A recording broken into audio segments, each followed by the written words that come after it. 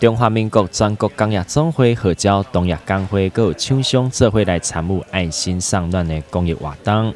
全国工总长期一直拢保持着食水果、拜树头的好观念，逐当拢会到无同的县市来举办公益活动。今年都来到台南市捐赠价值600万的物资，佮有105万的善款予4间身心障碍福利机构。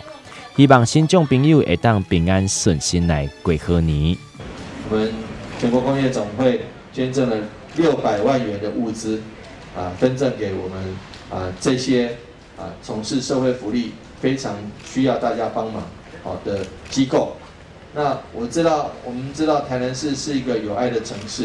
但是我们爱是来自各方四面八方的好朋友，尤其来自全国工业总会今年其实在疫情期间大家就已经非常辛苦了。那在疫情过后，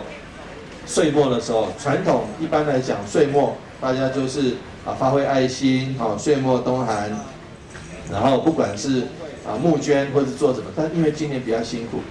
所以说很多机构他们都纷纷这个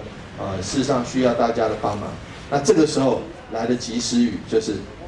工业总会的物资。我们捐赠的物资，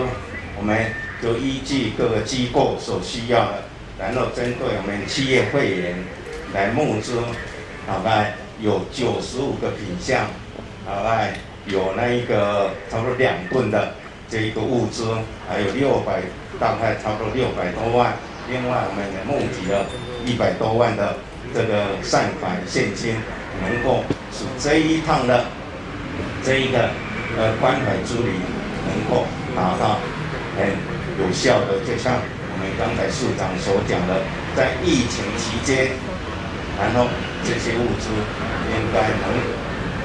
让我们台南的这些慈善机构能够得到更多的关怀关注。市长会提告社会局长陈荣之嘛，对于捐赠单位表达万分的感谢，同时嘛，希望大家会当踊跃来参与，让社会温暖会当充满规个城市。发挥大家爱的力量，和社会福利会当发挥出1+1大于2的效果。台南新闻刘品言采访报道。